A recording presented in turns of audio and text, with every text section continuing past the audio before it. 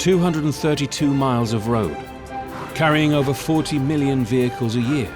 The M6 is the longest and one of the busiest motorways in Britain. 24/7, 365, the M6 is solid every day of the year. Outside Birmingham, it meets 4 other motorways, and keeping them running is a constant battle for time and resources. There are 101 different jobs on this motorway, yet not one motorist is aware of what we do. A hidden army of men and women work day and night. You ever lay down on the M6? I have. And I've played football on the M25. Whatever the weather. On the M5 you find your money, on the M50 you find the porn. Every day they set out to control the chaos. Right there! And to help us when things go wrong. 2-1, can I have an ambo, please? Trying at all costs to keep Britain on the move. Oh God, please. Ah, I think my tyre's blown. We should call it the Mad 6 instead of the M6.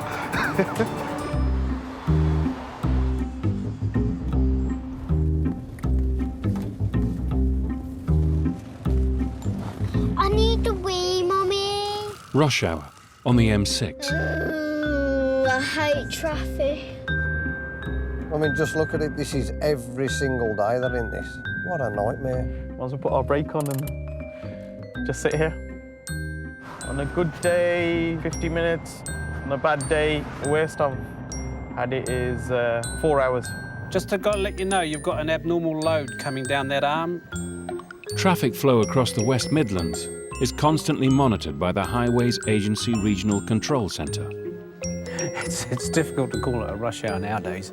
Between the hours of 4:30, until about 7:30, we'd probably rush 2-3 hours. Oh yes, 3 lanes of queuing. That's what I get stuck in this time of night. It's absolute mental. The M6 carries up to 140,000 vehicles a day, double the amount it was designed for. Here we go. Look at the nightmare. It was never built for this many cars, it was never built for anywhere near this amount. 3 kilometres of congestion from a 5-vehicle RTC. And just that stretch alone, you've maybe 5,000 vehicles travelling through there at one time. Probably 50,000 cars stuck in traffic in that rush period. It's ridiculous. Drivers on the motorway, it's a routine that they do every day. So that's the way they're going to go, and everybody goes that way. So we're stuck.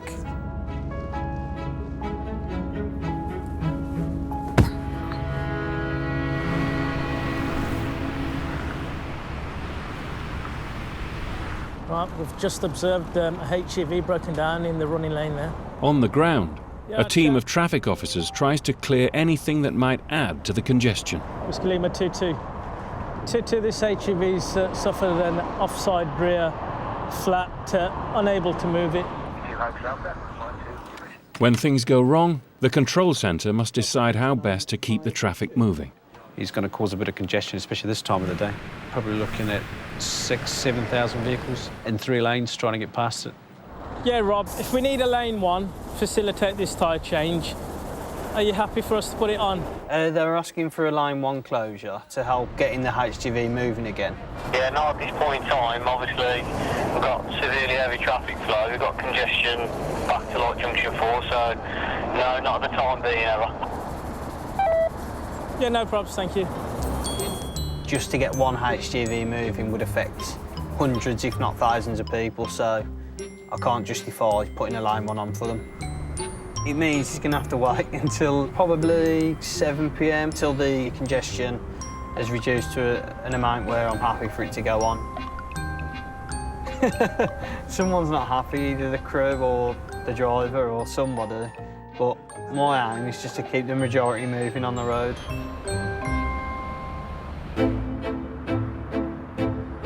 The M6 is at the heart of Britain's motorway network.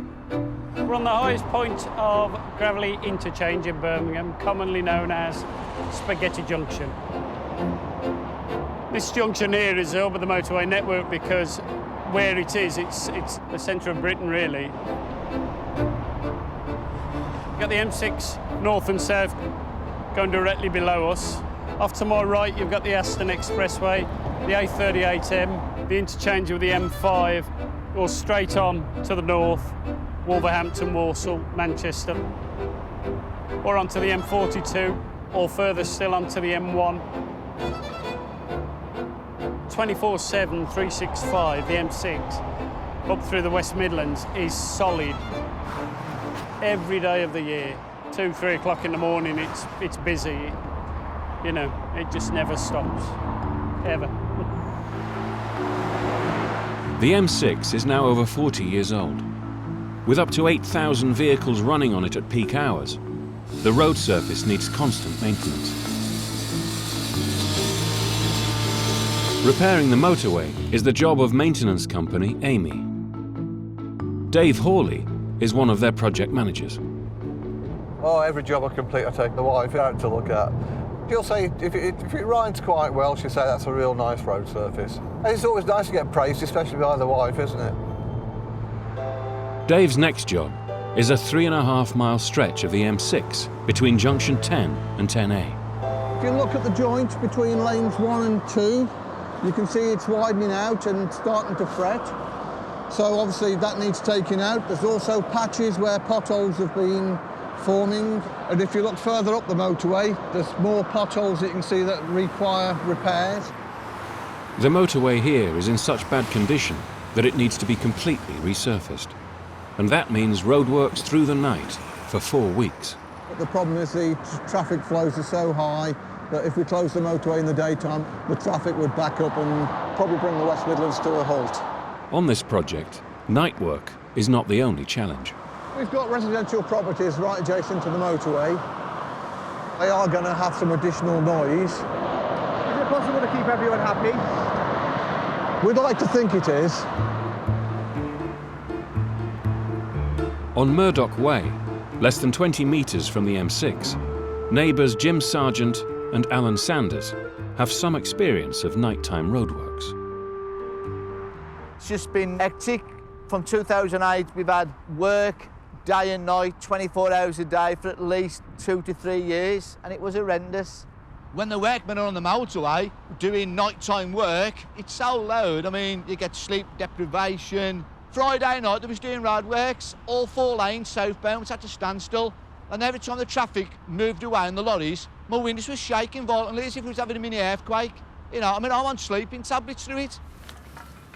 First of all, you'll hear the thumping of the cones going down. You'll start seeing orange lights flashing. 10 o'clock on the night to 4 in the morning, it's disco time. 5 years ago, Jim and Alan joined forces to make their feelings known to the Highways Agency. This is a record of everything that we campaigned against.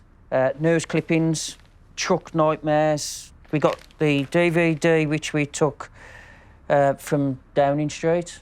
We took a petition. Mr Brown was in power then. The Highways number is logged in my phone. I complain 2 or 3 times a week, sometimes. It's quite a lot and quite a big farm bill, to be honest.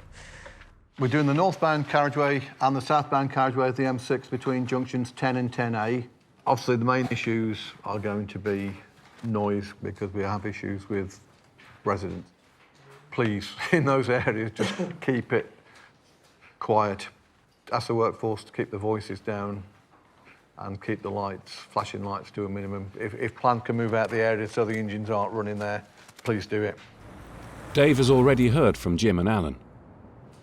We've received some correspondence from local residents asking if they can have accommodation so they can sleep. Hello, Mr Sargent. With work due to begin in a few hours, Dave calls Jim to talk over his concerns. Yeah, there's not a lot of works down by Murdoch Way. I'm still going to have 20 wagons stuck outside my house. Well, load up with spoil with lights flashing and engines running and everything else. Yeah, I mean, what would... I don't want to be kept up on the night.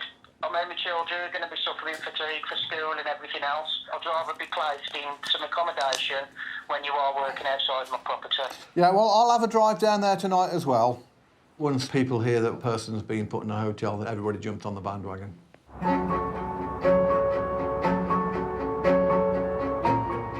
The Birmingham section of the M6 was built in the early 1970s.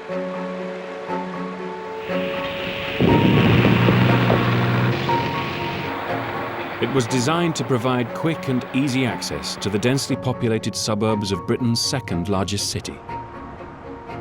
But this access came at a price. Imagine living here. It'd be horrible, wouldn't it? Eh? Absolutely horrible. The whole noise as well, the whole thing bounces. Obviously you can feel it bouncing. Yeah. A constant racket. That's dreadful, isn't it? Hello? Somebody got the washing out there. How brave's that? The M6 was built straight through miles of urban housing, leaving thousands of people living right next to one of the busiest motorways in Europe. The reason I've got the curtains up there is so that we're just not looking out onto the motorway. Other than that, we'd be viewing it all the time. You know, and it's a bit of a nightmare as it is without being viewed. Mr. and Mrs. Croak were already living here when the motorway was built. We didn't even know anything about it. As individuals, they never consulted us. There was nothing you could do about it, actually, because it was government policy, so consequently you would put your mind to it that it wasn't going to interfere with you too much. You wanted me to go to Australia, I wouldn't go. She'd miss her mum.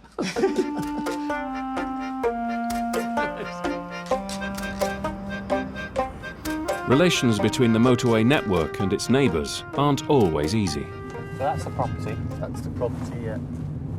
It's very nice.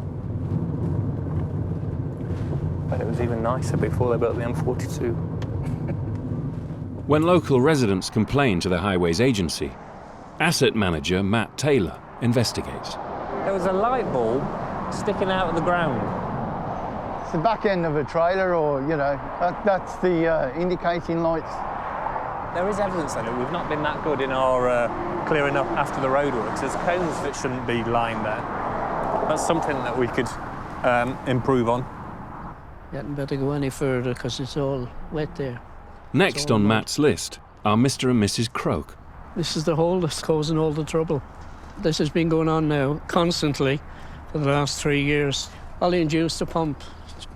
The Croaks' back garden is flooded, so they've had it excavated.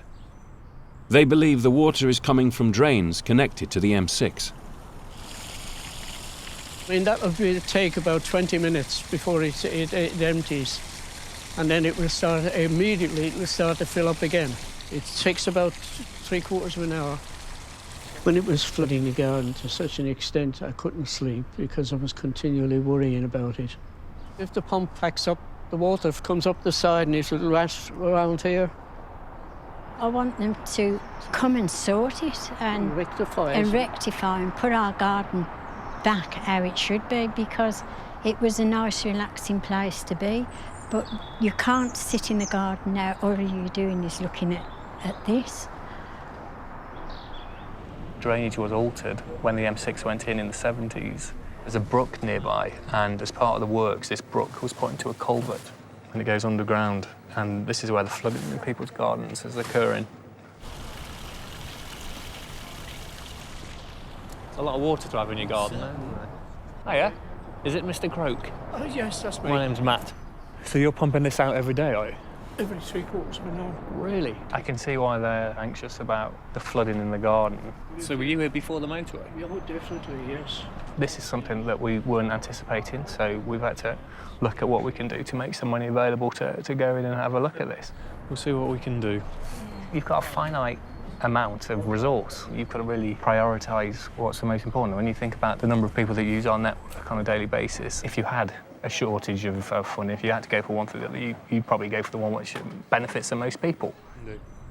The logical first step is to understand the problem. When we know what the problem is, we can then work on the solution. All right, we'll be in touch. It's not just budgets that are under pressure. The high volume of traffic on the motorway puts stress on every aspect of the network.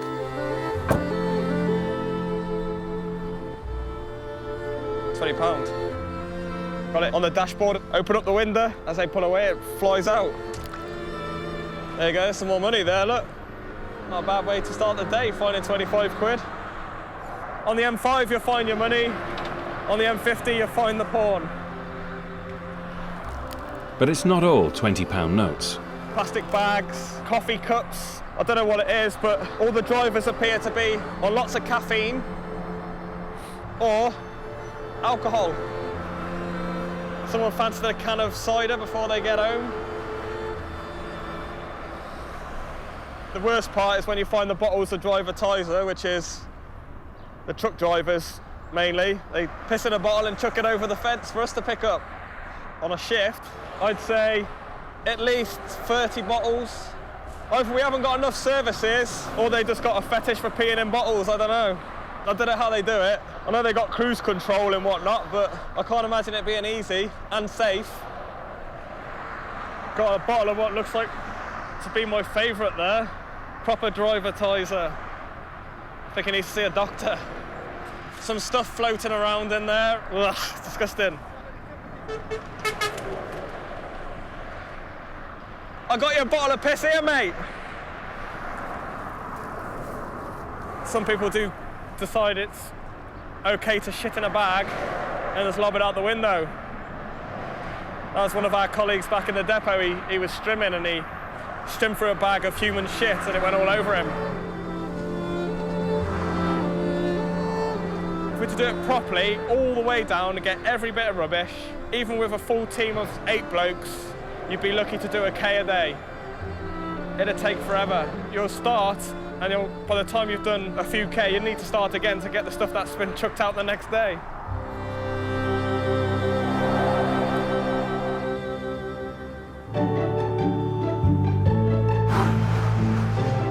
Tonight, the northbound carriageway of the M6 is being resurfaced between junction 10 and 10A.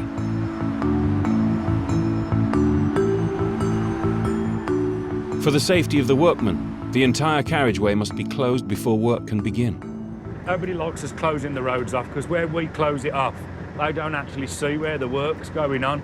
So because they can't see where the work's going on, they think it's all a waste of time. So we're probably the lowlifes of the job. Members of the public arguing with you, hurling loads of abuse, throwing objects, apple cores, sandwiches, bottles of piss, believe it or not. Yeah. Only last week I was spat on by a lorry driver. The first job is to put up signs warning motorists that the road ahead is closed. But the motorway is still running at full speed, and there is only one way across.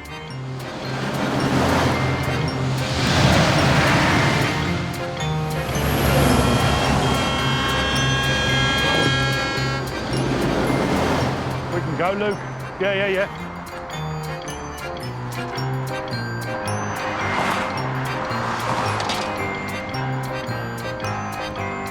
We're going to go for it? Yep. We only get, like, what is it, 9 seconds to run across there. 3 seconds per lane, they say. And sometimes you only get 1.5 with some of these people driving along here, because they don't pay attention to the speed limit at all.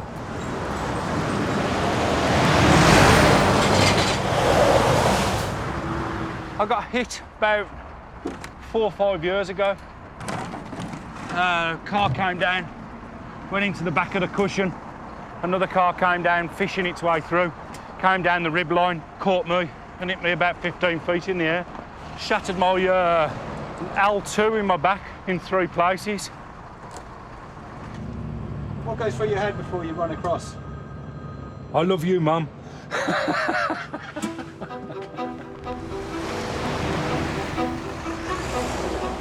While the police hold back the traffic, the crew blocks off lanes 2 and 3 so the vehicles can be funneled into lane 1.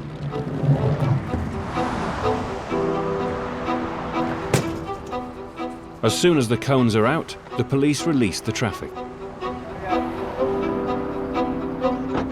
To keep the vehicles in lane 1, the crew drops a row of cones.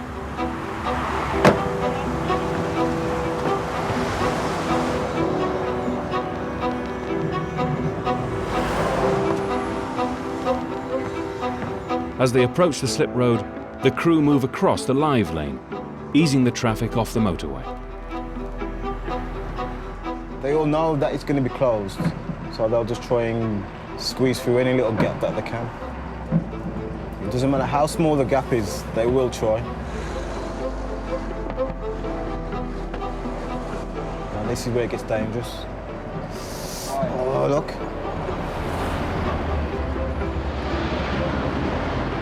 Barely enough room for them to manoeuvre around the barrier, and they're still going to try.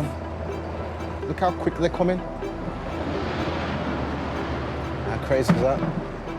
They're still trying to get through. No way.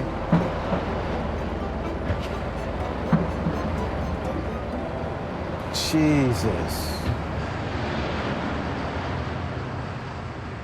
I'm glad you experienced that. Because not a lot of people experience something like that. And it is ridiculous, but that's the life of traffic management. But life's not all bad for the traffic management crew. Have you ever lay down on the M6? I have. And I've played football on the M25. There aren't many people that can say that they've done that. Closure's on. That's it. Fag break. It's 11 p.m. and work on the resurfacing project is about to begin. Dave Hawley's come to Murdoch Way to try and reassure local residents about the noise levels. It's part of the job, isn't it? And we've got to try and resolve it without having the residents go to the press or the residents complain about not having a hotel for the night. We've got to try and resolve it amicably. On the phone, they were both very, very reasonable. So hopefully, if it goes in the same vein, it shouldn't be an issue. All right, Mr. Sergeant. Jim and Alan have asked the Highways Agency to put them in a hotel while the work goes on. Well, I think with this scheme that we've got now, it's very, very short term as far as work outside the property. So the HA have basically said no to accommodation for the period. This is now good to me. Yeah. That's now good to me. It's just for tonight. Can I have everyone's attention, please? Tonight, the resurfacing crew are working a few hundred metres from Jim's house. Try and keep minimal noise down as possible.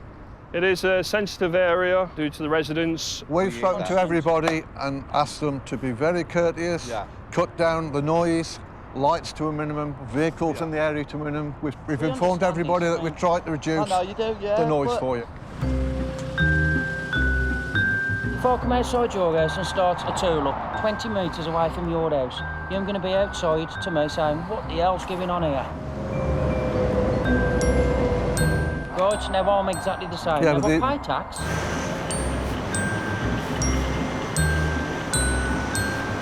But I'm telling you now, if my children and my wife are woke up one night, I want accommodation. He's saying, look, our argument is now, look, you've got about 10 vehicles now all parked up here, look.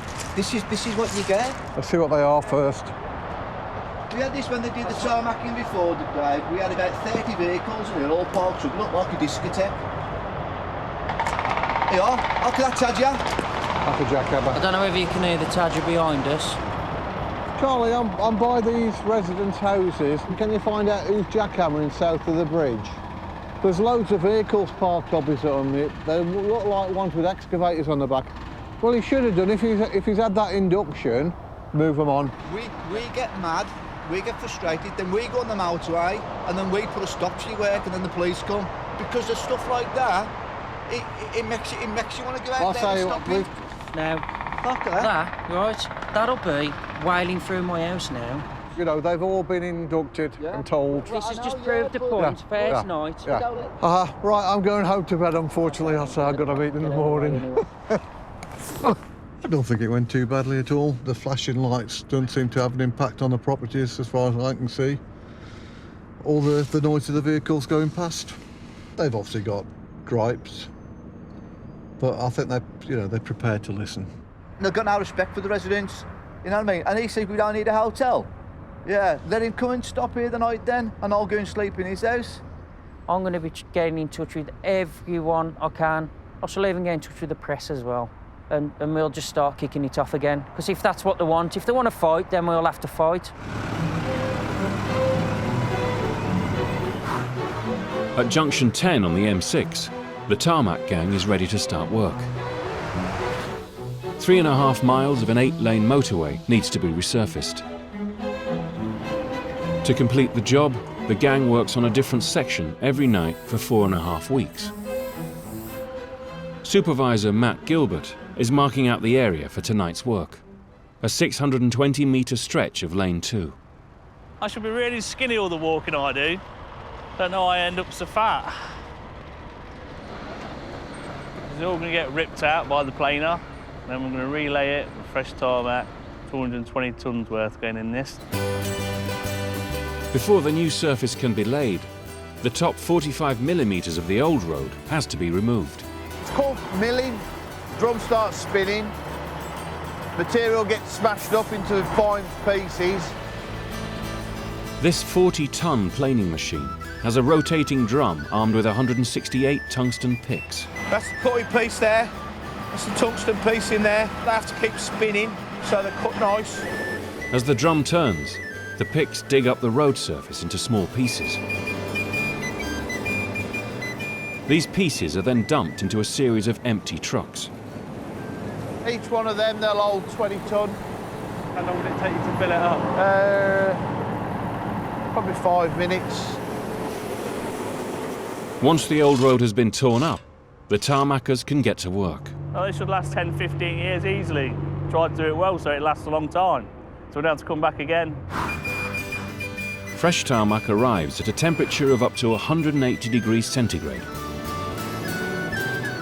The paver spreads the tarmac across the width of the road, whilst the driver controls the flow of the material to ensure it's evenly spread. I take pride in it. I like to think that we wouldn't be here if we didn't do a good job. I'm the gaffer of the squad that makes the hot hash stout. Well, we laid it in the hollows and we laid it in the flat, and it doesn't last forever, sure I swear I laid me hat. But I wandered up and down the road, but sure I never felt any surface that was equal to the hot hash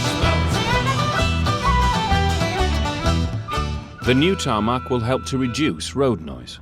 This tarmac's a lot quieter than the old material. If you're looking cross-section, you've got little indents or voids. On the old one here, that's well worn, that's fairly smooth all the way across, so there's no voids between the coarse aggregate. On this side, you've got voids where the noise goes down into it. The hardest part of tarmacking a road is smoothing the joints. It's a skill, it's an art form, raking is. It takes a lot of practice. Just chucking the joint in to make sure it's going to go nice and flush. You can either do it or you can't. As simple as that. I learnt from the best, my dad. A lot of family stuff in tarmacking. 3 of my brothers, 2 in this gang that are here tonight and 1 in a different gang. Once one gets a job, I think they get them all a job. A lot of our people in the village are all tarmackers. It's only a small village.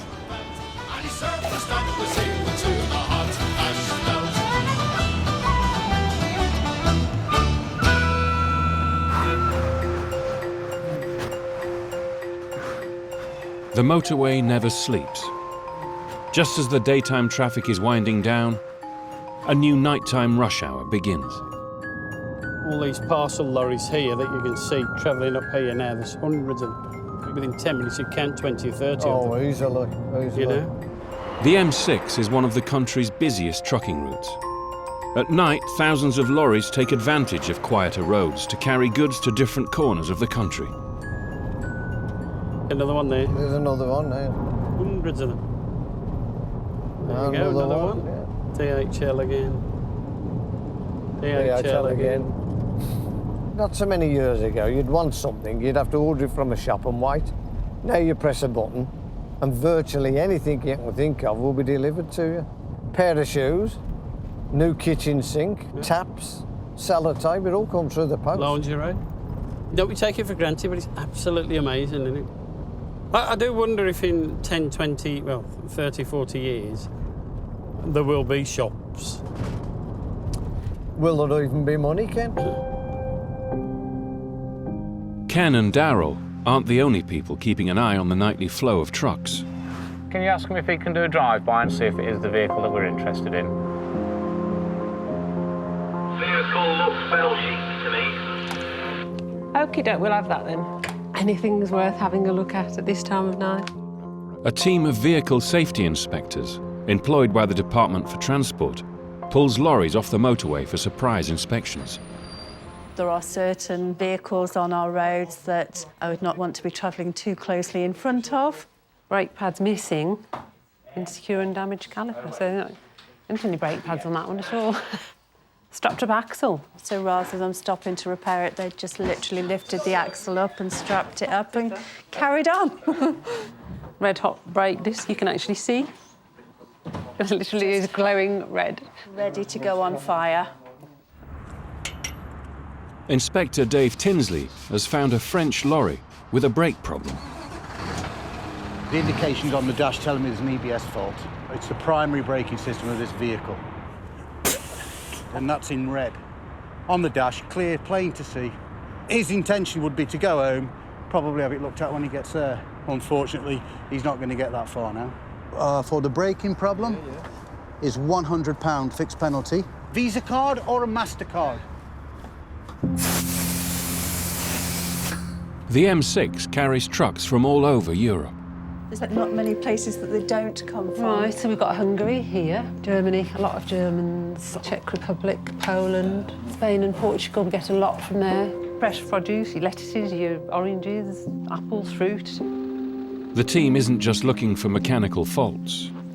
Some of these are the restricted views to the front. You can have a pedestrian stood 8 foot away from the front of that vehicle and the driver physically will be incapable of seeing them. There's another view to the front. If your kids are crossing over at a school crossing or, you know, God forbid, and you've got one of them waiting to cross, you know, that crossing. Just in the car, and he's drove past him and he's physically seen that the laptop's open and that it's shining, so it's obviously turned on the dashboard. OK, you speak English? OK. The reason you have been brought in here is because the laptop is open. It's on the dashboard, and you can see it, and your driver can see it, because I can see it from here. What film is it that's on there? What's the film called? 1970s, a serial, you know. Oh, a serial. Before you leave here, that will be removed, and there will be a penalty. It's one of my favourites, to be honest with you, a laptop, because I consider it to be very dangerous. I think I can multitask, I'm very good at it, I think, but I couldn't drive this and watch a film at the same time. Somehow he's got this far doing it. First time, you know, this. It doesn't matter, it's very dangerous. Yeah. And it's not just, this is European law. This isn't UK law. European law, this is. All over Europe, France, Belgium, Italy, Spain, all the same. No laptop, no film. Everyone who works on the motorway must take their turn on the night shift.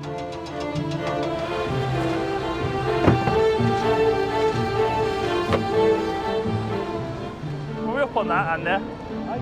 We're up on that mark. But with so many vehicles on the M6 during the day, the tarmackers often work at night. We're watching them going home while we're still working away. It is hard, to be fair. You obviously get up, you don't know when to have breakfast or dinner, you know. You're all over the place with how you eat, and it is hard. Home all day on your own, ain't you? Mrs. comes in, you go out. I find it quite hard, but you want to be at home with little one, but you got to go out and earn the bread. It's as simple as that. My little girl's 1. I don't know how old yours? Yours is 3. Yeah, it ain't the easiest, is it? I spend more time with him than I do the missus. We may as well get married. Tonight, Matt has brought something for the gang to cheer them up. So I'm the master chef. There's my 2 quiches I made. So one's bacon and caramelised onion, and mine's mushroom and bacon, because that's my favourite. Hey, up here's quiche, man. You got any quiche? That's for you lot. Do you like a piece? Tarmac enhances the taste of food. I love the smell of tarmac. Some people hate it. Cheers, Matt. Cheers, Matt. Gorgeous, that. You like it? Yeah. Good, isn't it? Yeah, I think I'm famous for my quiche.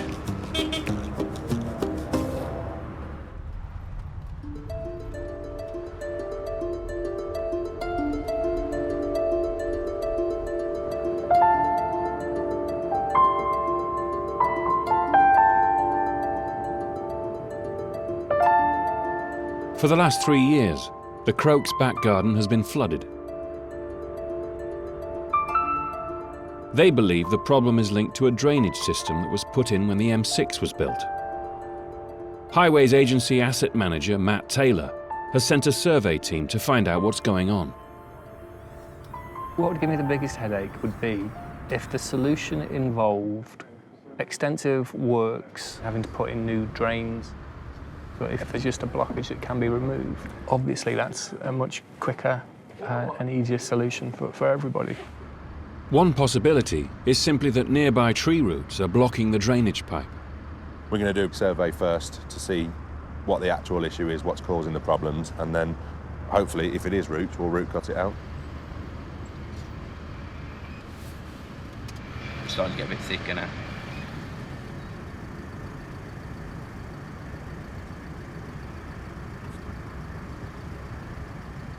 There you go. I don't think it'll get much further than that. Looking at the root ingress that we've got upstream, we'll need to root cut out wherever it goes and try and get that water flowing. They're sending this jet through to try and bring all of the roots out into the chamber, and then they'll be sucked away. We're also getting rid of all the silt in there. 48 years, they've never had a problem until that was built. The Croaks local councillor, Councillor Dring, has come to make sure the survey team understands what they're dealing with. See, yeah. You say the water's this high in the summer as well? Yeah, it just keeps filling up. Yeah, there's a bit of silt in there, but not enough to really be causing that much of a problem. I'm not an engineer. The common sense tells me there is something radically wrong. Oh, yeah, yeah. And it's got to be sorted. Mm-hmm. You know, we've got a duty of care to the Croaks. Yeah, you know, there's some roots in that run, but I can't see how it's going to be causing that much of a problem. What we've seen in here, this chamber's flowing fine. So if the issue was downstream of here, I'd expect this chamber to have a water level in it, which it doesn't. So I would assume that the issue is this way, going into the gardens. I think there's a collapsed pipe in the back garden. It's having a big impact on them, and they want to try and move eventually, but they can't until this blight has been sorted out. And it is a blight on the property. Now, would you buy a house with this in the bottom of your garden? I declare this roadway open. The Birmingham section of the M6 opened in 1972. Motorway systems, if properly planned, relieve the congestion of our towns and cities and enable transport of people and goods to take place efficiently and pleasantly. The new motorway was part of a plan for the future, in which high-speed road networks would revolutionise urban travel.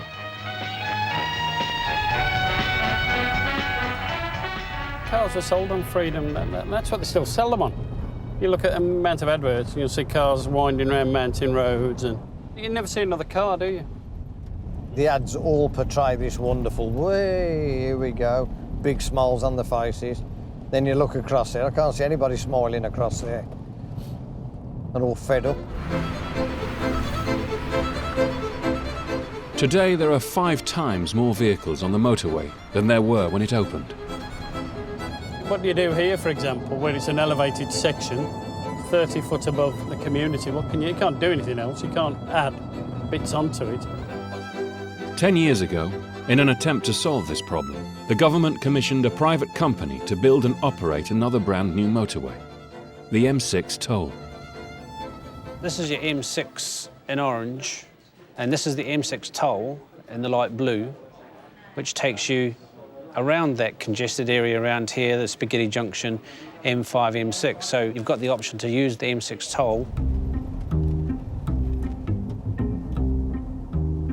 It's nice. It's actually a pleasure to drive up here. Tell you what, Ken, look at this. No rubbish, no nothing. It's the ideal road to be on, isn't it? It seems to be lovely, Nick, doesn't it? I've never, ever seen the toll busy or congested. It's a quicker option, obviously, but you'll have to pay for it. Built at a cost of £900 million, the M6 toll charges an entry fee of £5.50 per car. Be careful I don't get on the toll. I've been on there twice already by accident. not only do you get lost, you also have to pay for the privilege. And that just rounds off a thrill-packed afternoon, that does, I can tell you. Not only does it take me to somewhere I don't want to be, I have to pay to get off it. You do get a lot of the more sportier models on here. Another BM, look. Yeah. Another one.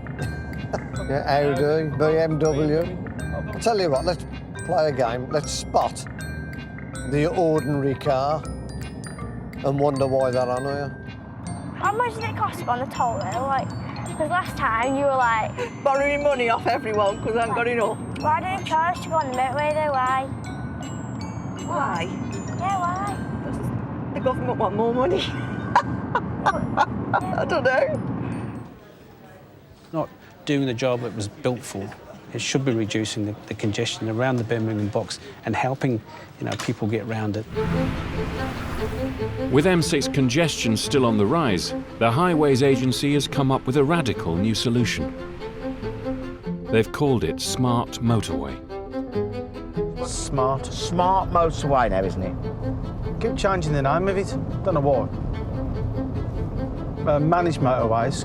Now they've renamed it to Smart Motorways because it sounds better than managed motorways, I think. BBMM.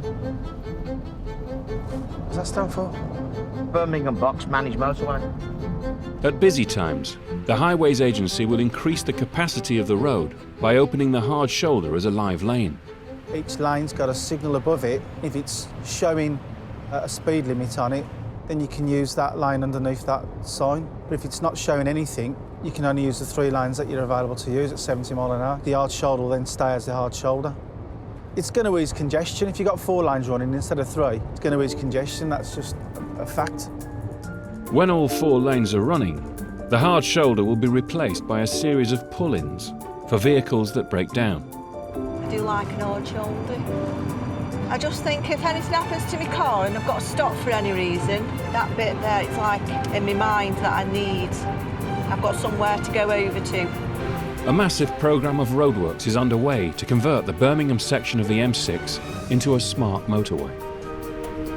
There's always something going on. It never ever seems to finish. But the bottlenecks are the actual roadworks now, which are never ending. During these works, the hard shoulder is blocked off.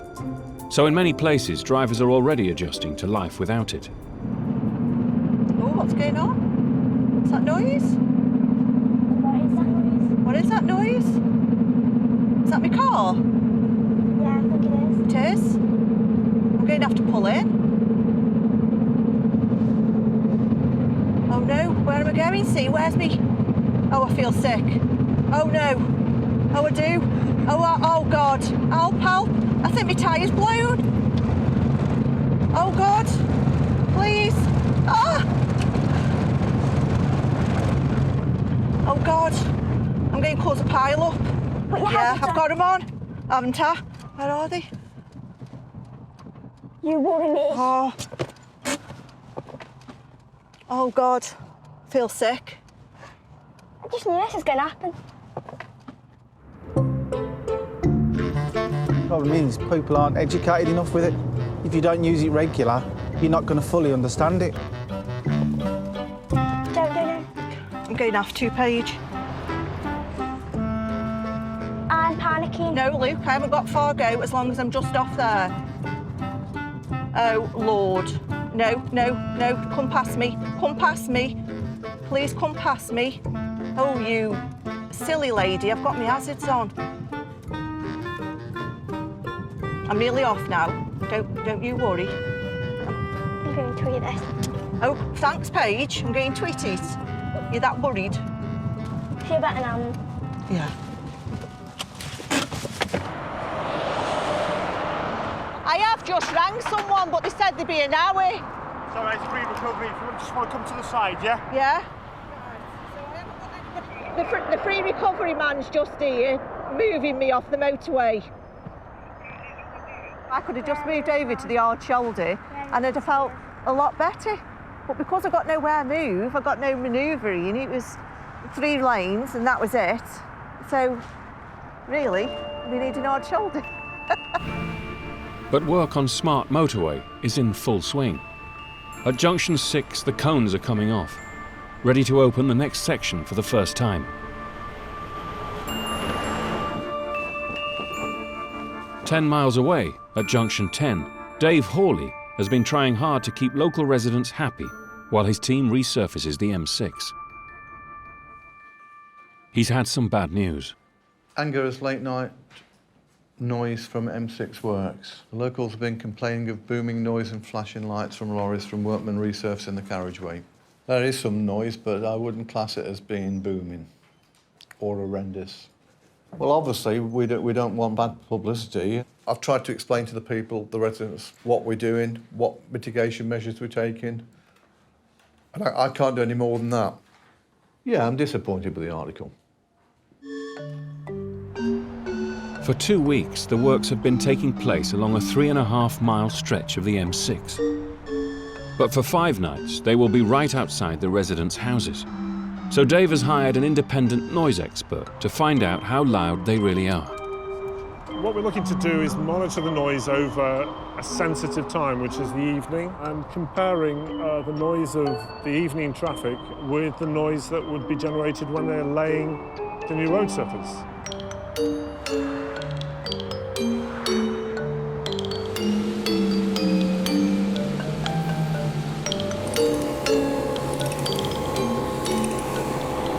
I spoke to one of the local residents prior tonight just to say that we would be working adjacent to his property. I wouldn't say they welcomed it. Oh, emergency, John speaking, how can I help? Hello, John. My name's Mr. Sargent. I've got a complaint. If I was a newt or a badger or anything like that, or a snail from Italy, they'll move me, they'd reposition me somewhere, and that's all I'm asking for. Looks like another planer, I don't know. It could be a planer or it could be the road sweeper. Now if this was summer, when you wanted your windows open, could you sleep through that? I mean, I couldn't sleep through that. If you live next to a motorway, you've got to expect some maintenance work on the motorway at some stage or other. It's a little bit of inconvenience for a very short period of time. I've been with enough people whose lives have been wrecked by noise. Sometimes it's not the continuous noise, it's the sudden changes in noise that affect people. He's stopped work at the moment. He's out there and he started up. It's like a U-boat. It's like a war game. He's gone in silent mode and they're just lying in wait. They're waiting quietly for me to make my next move. I don't understand, what move could you make, Alan? What move can I... Well, I could phone the 24-hour hotline and report them, which I have done in the past, you know. Or I'll just leave it till in the morning and then I'll phone my MP and then I'll get him to sort it out for me. It can feel to some people like a torture. It's awful. They just can't get away from it. You can't escape the noise. That's the problem. It's nice, it's good for your health, it makes you depressed, gets you stressed and everything.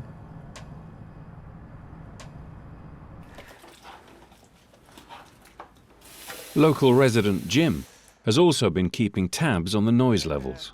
We've purchased a sound monitor from a well-known store. This is what we recorded. This is where it's starting to go up, but it actually goes up to 119.2 decibels. But we'll have a little test now.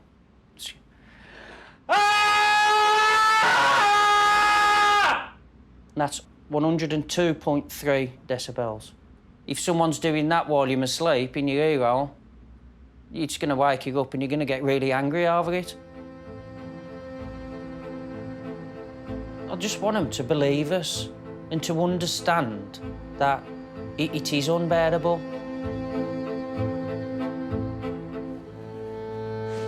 Dave has had the results back from his own noise monitoring. At 6 o'clock at night, the decibels are around about 75 average. 10 o'clock when we closed the motorway and the average there is 71. And then we started work around about 70. Well, it shows that our noise levels are comparable or slightly less than what you get with a a normal running motorway. You've got to get that algae off. Mr. and Mrs. Croak are waiting to find out what the Highways Agency plans to do about their flooded garden. That's awful slimy today, isn't it? I worry about him getting too near to the edge because he did go in the one time. Their local councillor has been in touch with asset manager Matt Taylor. I'm concerned at how pathetically slow you have been in dealing with the problems at Mr. and Mrs. Croak. There is a substantial failure of the drains underneath all of the gardens. The solution is going to be quite a large job. Fixing the collapsed pipe will cost £43,000. It will just have to go into competition with all the other schemes that we've got for funding. The pressures on us are that we've got to provide a network that's safe, that's free-flowing, and that can facilitate growth. And that's why a scheme like this is going to be a little bit difficult, because it doesn't really tick any of those boxes. Matt now has to call the councillor and let her know where things stand. Giving you a call to give you an update about what's been going on with Mr. and Mrs. Croak. Now, there's a number of things that could have happened to that to cause it to have blocked. The worst case scenario would be that it's collapsed. So Mr. Croak's just paying the penalty of what's happened further along. Yeah. Time scale, that's what's important to me. Yeah. What I'm looking for now is action. That's what I've got to try and get it through. I've got to promote it against other schemes and make sure that this comes out as one of the priorities. Why should it go forward in a pool when it's a standalone case? I'm going to explore various ways of getting it funded. There are some new ways that are specifically for schemes like this, which don't have a great benefit to the network but need doing. You know. So you're not going to put it in the pool, you're going to do it standalone? We'll give this a good go and try and get this funded ASAP. All right, thank you very much. Thank you. We'll keep in Thank touch. you. Cheers, bye. Bye. They are a priority because they live next door to our network and they're a customer of ours. We'll do it. We'll find a way. Have to. I'd just like a closure to it. It's been a long time now, and we've had enough. You know, you just take it for granted that you can use the motorway, and you don't appreciate what people underneath the motorway are suffering. I wish to God we had moved. In the end, Matt did find the money to repair the drains, so the flood in the Croak's garden should soon be gone.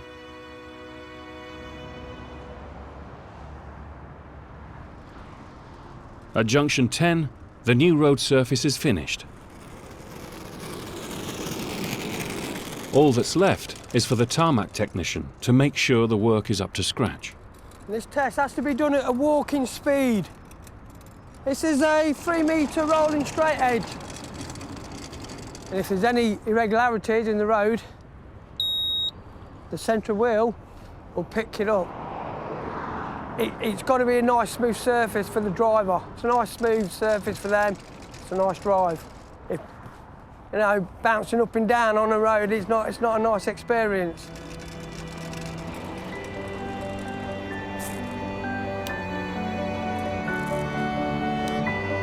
$250 metres. Smooth as a baby's bum. A lot of people get upset, don't they, the roadworks. We've closed the M6, but tomorrow when they come that down, it's nice and smooth. They'll think, oh yeah, that's different. That's nicer.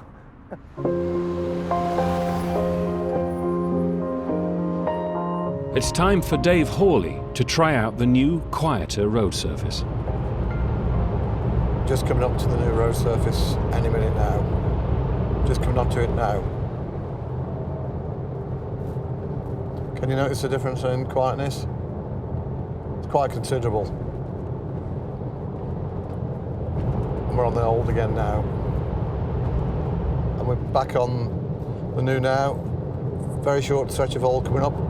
Noisier again. And back onto the quiet. It's quite an important job, isn't it, to get it right? Providing a good quality finished product. It's a pity sometimes that we don't get letters off people thanking us a bit more for what we've provided. We do get some, but obviously it'd be nice to have a few more coming.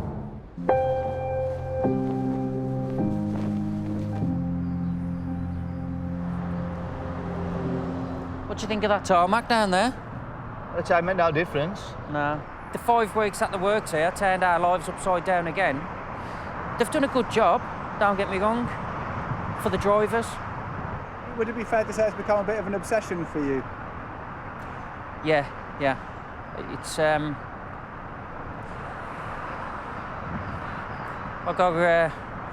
don't know. OMD? Obsessive motorway disorder? I don't know. I've got something.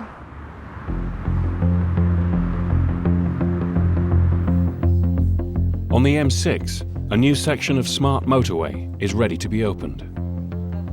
You do get a good response when it opens, because you could see the actual difference between the congestion. It was non-existent.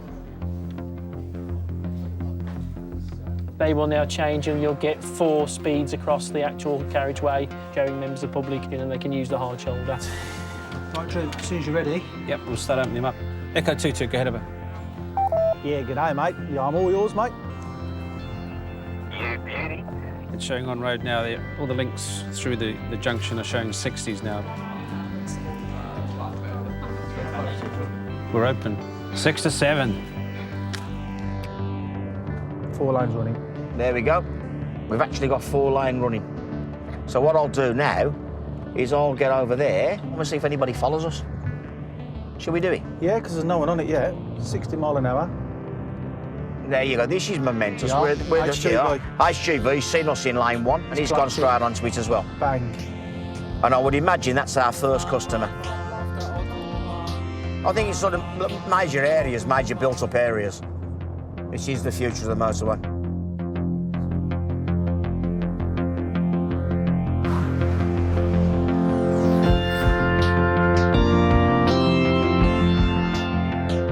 When you look back in a couple of years and see that whether it actually in reality eased it, or if the economy picks up more, we put more cars onto the network.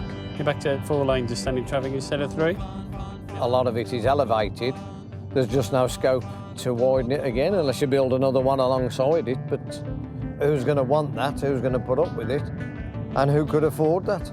They build another motorway on top of that one on stilts, like down in Spaghetti Junction. It may happen, have a motorway on top of that, on stilts. If that's the case, I'm up. Next time, There's the rain, marvellous. the motorway faces the stormiest winter in over 40 years. You will get incidents, you'll get accidents. The M50's flooded, the M54, we've had vehicles left the carriageway, you name it, it's happened. Chaos, mate.